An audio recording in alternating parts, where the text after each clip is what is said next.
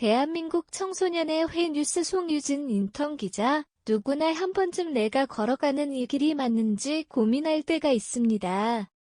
남들은 자신의 길을 척척 알아보고 나아가는 것 같은데 말이죠. 이럴 때 우리는 어떻게 대처하면 좋을까요?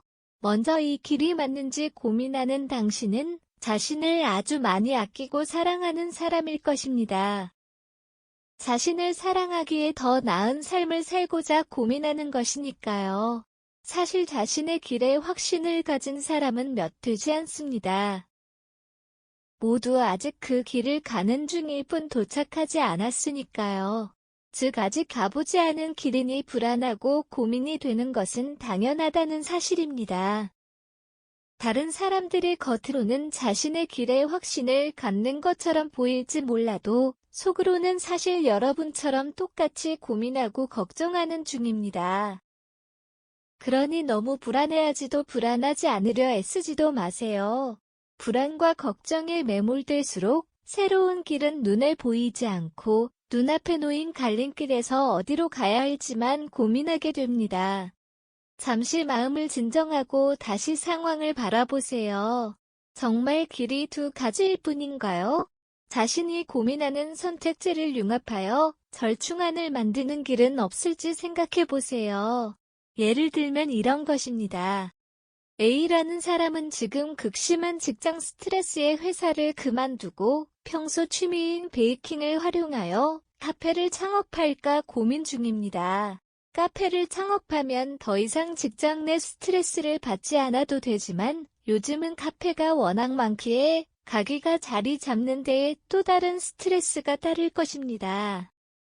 게다가 직장은 일정한 월급을 받을 수 있지만 카페는 그에 비해 수입이 불안정하다는 것 또한 걱정되는 부분입니다. 그렇게 고민할수록 A는 직장을 다니냐 그만두느냐 양극단의 선택지만 고려하게 됩니다. 그러나 이 고민을 해결하는 선택지는 두 가지만이 아닙니다. 회사를 당장 그만두려 하지 말고 베이킹을 병행하여 더 발전시키는 것입니다. 일단 주말에 베이킹 학원에 다녀서 베이킹 실력을 늘립니다. 그러다 기회가 되면 SNS를 활용하여 조그맣게 판매해보는 것입니다. SNS 마켓의 경우 오프라인 가게가 필요 없으니 초기 비용도 거의 없고 부담감도 적죠. 물론 회사와 병행하는 것이 힘들겠지만 회사를 그만두지 않고 원하던 카페와 비슷한 일을 할 수 있습니다.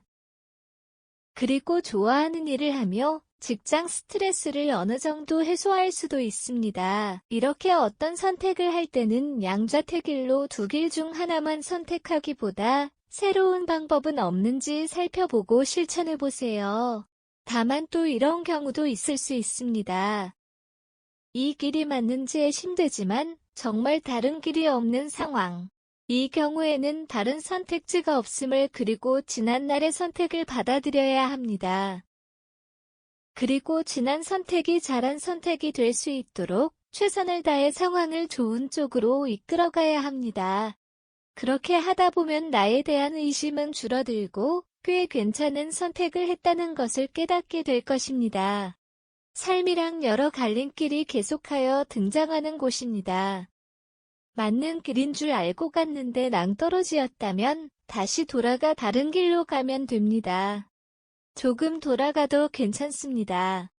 내 길을 찾는 과 정이 절대 쉽지 않겠지만 그래도 그 길을 찾는 과 정을 부디 즐기고 행복하길 바랍니다.